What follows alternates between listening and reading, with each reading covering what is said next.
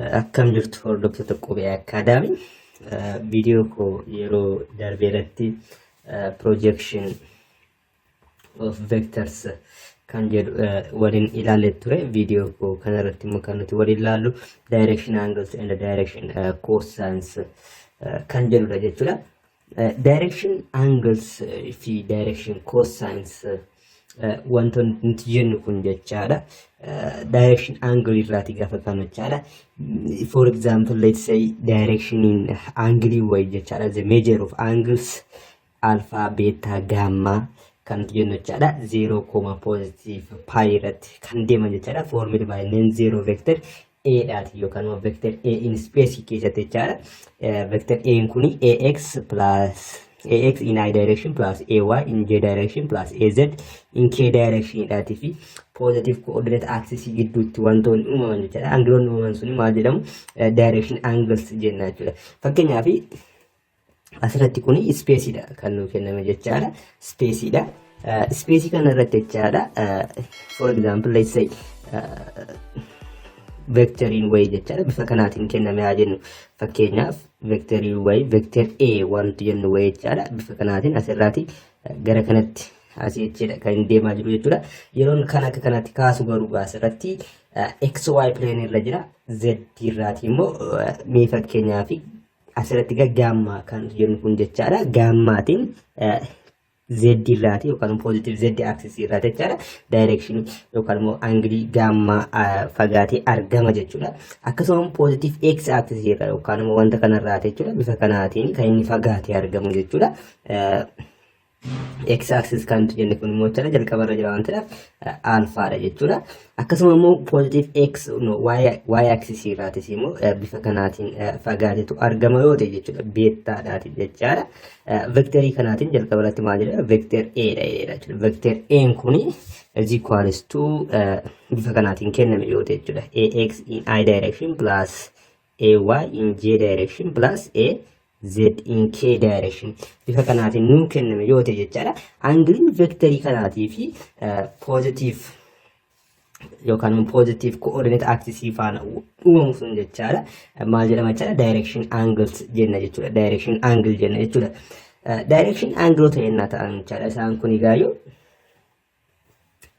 direction cosine yookaan immoo direction cosine kan jennu immoo jechaadha. Angiliin tokko tokko isaan kana jechaadha. Koosi isaanii gaba fudhannu maal ta'a jechaadha? Direction cosine ta'a jechuudha. Yeroo baay'ee x axis irra kan jiruutiif alpha dha kan fudhatamu jechaadha. Angiliin isaa y axis irra kan jiruuf immoo beta dha. Z axis irra kan jiru immoo gamma dha. Tarii garaagarummaa qabaachuu danda'a jechuudha. Kan isin barsiisan kilaasii isin barsiisuu fi kan asirratti barsiisaa jiru kun jechaadha. Innaa kanaafuu sirriitti ilaaluun isin barbaachisa. Amma gaa akkamittiin ax kunii fi akkamittiin yookaan immoo ax magnitude of ax dhaa fi alfaan bifa kamitiin akka isaan wal qabatan ilaalla jechuudha. Jalqaba irratti ax kan nuti jennu jechaadha. Gaafa asirratti ax jechuun bifa kanaatiin garagaratee yeroo dhufudha. Kanaafuu projection keessatti gaafa ilaalle parallel projection yookaan immoo onto projection isa duratti jechaadha. Magnitude wanta kana yoo koosiin asirraatiin qabu kanarraati yoo itti baay'isne jechaadha. Maal ta'a iddoo kanatti asirratti kan inni onto projection kan isaa arganna jechuudha. Kanaafuu ax kan nuti jennu jechaadha. Magnitude of a vector a jechuudha. Kanuma magnitude vectorii kana times cos of alpha yoo jenne kan nuti argannu ax dha jechuudha. Ax is equals to magnitude of a times cos alpha gaafa goonu ax dha arganna jechuudha. Bifuma kanaatiin immoo magnitude of a times asitti immoo y axis dhaa fi y axis dhaa fi vectoricha gidduu kan jiru beta dha waan ta'eef cos beta dhaatiin gaafa baay'isnu maal arganna jechaadha? Ay arganna jechaadha. Akkasuma immoo az argachuudhaafis immoo magnitude isaa cos isaatiin baay'isna jechuudha. Cos gamma ta'a jechuudha. Innaa asirratti akkamittiin componentiin yookaan immoo x direction y direction irra componentoonni jiranii fi akkamitti angiliin isaanii akkamitti akka isaan wal qabatan laalle jechuudha. Innaa asirraati kana biraatiin kun egaa isaan kun maadha? Componentiin isaanii akkamitti akka argamanidha. Cosine direction isaanii gaafa asirratti barbaadu. Cosine direction jechuun cos alpha, cos beta, cos gamma warra jennu kana jechuudha. Cosine direction yookaan immoo direction cosine gaafa jennu jechuudha. Isaan kanarraati egaa direction cosine isaanii gaafa barbaadnu cos alphaan qixxeetaa ax divided by magnitude of a ta'a jechuudha. Bifuma kanaatiin cos beta yookaan immoo cosine direction in the y direction jechaan egaa is equals to ay over magnitude of a ta'a jechuudha. Akkasuma immoo z irra kan jiru jechaadha. Cos gamma is equals to az over magnitude of a ta'a jechuudha. Na bifa kanaatiin argachuu dandeenya jechuudha. Asirratti inni kan biraanii identity jira yookaan immoo as keessatti jechaadha for special jechaadha gaaffiiwwan garaagaraa nuu kennamu identity kana fayyadamne hojjenna jechaadha. Identity kunis maal jedha? Ida'aan cosine functionota isaan kanaa jechuudha. Qixxeessaa meeqa ta'a? Tokko ta'a jedha. Kana jechuun cos alpha square gaafa goggoodha jechaadha. Cos alpha square plus cos beta square plus cos gamma square gaafa goonu qixxeessaa meeqa ta'a? Tokko ta'a jechuudha. Kana jechuun kana tokko isaa square goone gaafa walitti ta'an qixxeessaa meeqa kennu qaba jechuudha? Tokko kennu qaba jechuudha. Propertiin kun eessarraatii dhufee yoo jettan kana square goone gaafa walitti ta'an qixxeessaa tokko nu kenna jechuudha. Na proof gootanii ilaaluu dandeessu jechuudha. Kanaaf propertii kanarratti rijiree isaatiin jechaadha. Gaaffileen kan isaan asirratti sin gaafatan jechuudha barsiisonni. Fakkeenyaaf akkam jedhan sin gaafachuu danda'u. Qormaata irratti find the direction, cosines and angles of a vector. Vectoriin A kun nuu kennameera. Maal isa barbaadu nuun jedhee direction cosine dhaa fi direction angle dha jechuudha. Direction cosine kan jennu jechaadha. Maal jechuudha? Cos alpha, cos beta dhaa fi cos gamma barbaadu jechuudha. Direction angles jechuun immoo value of alpha, value of beta, value of gamma barbaadudha jechuudha. Amma gaa jalqaba irratti direction cosine dha waan taaneef kan gaafatame direction cosine immoo barbaadudha gaarii ta'a jechuudha. Alpha, beta dhaa fi gammaan egaa akkuma sila isinitti hime maal jedheera? Alphaan x axis dhaaf koomedha yeroo baay'ee jechuudha. Betaan immoo y axis dhaaf, gammaan immoo z axis dhaaf jechuudha. Kanaafuu gaa cos alpha jechuun maal jechuudha neera? Ax divided by magnitude of a dha jennee jechuudha. Kuni maadha? Cosine direction yookaan immoo direction cosine isa gaafa argannu jechuudha. Magnitude of a kan jennu qixxeetaa meeqa ta'a? 10 magnitude isa gaafa argannu 10 square plus 10 square ta'a jechuudha. Yookaan immoo negative 10 qaba iddoo kanatti is equals to 10 ta'a jechuudha. Gaafa square goonu square root of 200 ta'a jechuudha. Square root of 200 sana booda meeqa dhufaa? Is equals to 10 times root 2 ta'a jechuudha. Kun magnitude isaa jechuudha. Na kana gaafa cosine direction isaa yookaan immoo direction cosine isaa gaafa barbaadnu jechuudha. Cos alpha is equals to ax divided by magnitude of a ta'a. Ax meeqadha? 10 dha jechuudha. Iddoo kanatti ax jechuun coefficient of I direction jechuudha. Divided by 10 root 2 ta'a jechuudha. Is equals to 1 over root 2 ta'e jechuudha. Karaa biraatiin alpha yookaan immoo direction angle gaafa barbaadnu jechuudha. Cos inverse isaa fudhachuu jechuudha. Kana jechuun cos inverse of 1 over root 2 ta'a jechuudha. 1 over root 2 kan jennu kun immoo cos eenyuti? 45 degree dha jechuudha. Karaa biraatiin jechuudha. Inni biraan bifuma kanaatiin jechaadha. Cos of beta yookaan immoo in the y direction jennaa barbaadnu jechaadha. Asirratti maala? Y direction hin qabnu. Kanaafuu 0 ta'a jechuudha. Kana jechuun ay over magnitude of a gaafa jennu jechaadha. Ay na asirra hin jiru waan ta'eedhaatiif 0 over 10 root 2 is equals to maal ta'a? 0 ta'a jechuudha. Kanaafuu gaa beta is equals to maal ta'a? Cos inverse of 0 degree ta'a jechuudha. 0 kan dhufu gaa jennaatti ittaan keenya meeqa ta'uu jechaadha? 90 degree. Kanaafuu the value of beta is equals to 90 degree ta'a jechuudha. Akkasuma immoo sadaffaarrattis immoo cos of gamma is equals to az over magnitude of a ta'a jechuudha. Is equals to negative 10 over 10 times root 2 ta'a jechuudha. Maaliif magnitude isa kan arganne waan ta'eef is equals to negative 1 over root 2 ta'a jechuudha.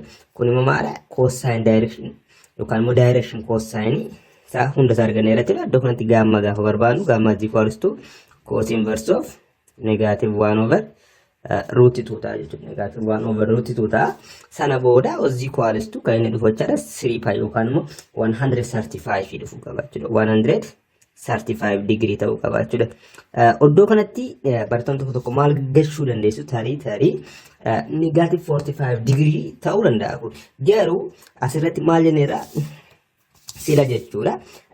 Angiliin yookaan immoo alfaa beettaadhaa fi gaamma yookaan immoo direction angles warri nuti kun jechaadha. Doomaniin isaanii sarara kaasee isaatidha 0, positive pi ittidha jechuudha. Yookaan immoo 0 degree irraa kaasee aga 180 degree qofattidha jechuudha kan inni jiraatu jechuudha. Inna kanaafuu isa yaada keessa galchuu akka inni fine jechuudha. Dogoggoraa sinillee isinii dhufe dogoggoruu keessa baruu qabdu jechuudha. Negaativa sinii dhufnaan akkasuma immoo 180 ol sinii dhufe taanaan dogoggora akka hojjechaa jirtan shakkuu qabdu jechuudha. Inni kan biraan maala gaaffii lakkoofsa lammaffaarratti let alpha beta gamma be the direction angles of a vector a vectorin a bifa kanaatiin nu kennameera ax in the I direction plus by in the j direction plus az in k direction jedheera. Then find the numerical values of sin square alpha plus sin square beta plus sin square gamma jedha. Isaan kana maal barbaadi nuun jedhe. Asirratti kan nuti beeknu jechaadha. Isaan kun edda direction angle ta'aniti jechaadha. Direction cosine isa gaafa walitti hidhamu qixxeessa meeqa ta'a? Tokko ta'a kan jedhu nuti beekna. Kana jechuun cos alpha square plus cos beta square plus cos gamma square qixxeessa meeqa ta'a? Tokko ta'a kan jedhu beekna jechuudha. Kan inni nu gaafate garuu maala? Sin square alpha plus sin square beta plus sin square gamma jechuudha. Asirratti egaa maal yaaduu qabna? Trigonometriin akkamitti saayiniidhaa fi koosiin akkamitti akka inni walitti dhufu yaaduu danda'uudha qabna jechuudha. Asirratti egaa kan nuti beeknu for example let angiliin theta jedhamu yoo jiraate jechaadha. Cos theta square plus sin square theta jechuun is equals to meeqa dhufa? Tokko dhufa. Property kana qabna waanta ta'eedhaaf jechaadha. Asirratti egaa kanaafuu kaayoon keenya maal barbaada? Sin square theta akkamittiin cos square alpha faan akkamitti akka wal quunnamsiisnu. Kanaafuu gaa cos of square alpha plus sin square alpha ni qixxeessa meeqadha? Tokkodha. Kana jechuun karaa biraatiin sin square alpha is equals to 1 minus cos square alpha ta'a jechuudha. Bifa kanaatiin gaafa gargar bubbuufnu jechaadha hunda isaayyuu cos square beta plus sin square beta is equals to 1. This one implies that sin square beta is equals to 1 minus cos square beta ta'a. Akkasuma immoo cos square gamma plus sin square gamma is equals to 1. Kana jechuun sin square gamma is equals to 1 minus cos square gamma ta'a jechuudha. Idda kana qabaanne kana sadan isaanii gaafatti meeqa akka ta'e argachuudha jechuudha. Kanaafuu sin square alpha plus sin square beta plus sin square gamma is equals to 1 minus cos square alpha plus 1 minus cos square beta plus 1 minus cos square gamma ta'a jechuudha. Iddoo kanatti kun gammaadha jechuun kuni isa kanarradha, kun immoo kanadha. Kun immoo isa kanadha jechuudha. Kana gaafa walitti daanu 1 plus 1 plus 1 3 ta'a minus inni kun immoo maadha? Minus isaanii kophaatti gargar baafnu jechaadha. Cos square alpha plus cos square beta plus cos square gamma. Kana jechuun meeqa ta'e? Tokkodha. Kanaafuu 3 minus 1 is equals to meeqa ta'a? 2 ta'a jechuudha. Asirratti egaa sin square alpha plus sin square beta plus sin square gamma gaafa inni meeqa ta'e? Tokko ta'e jechuudha. No lama ta'e jechuudha. Kanaafuu bifa kanaatiin hojjechuu dandeessu. Examplein isin rakkisu yoo jiraate commentii irratti naaf barreessa. Galatoomaa share subscribe gochuun dagatina hiriyoota keessaniin biraan ga'a. Nagata video kottaan irratti immoo vector application yookaan applications of vectors kan jedhu akkamitti competition of areas and volume kan jedhu qabatanii siif dhiyaadha. Galatoomaa nagata.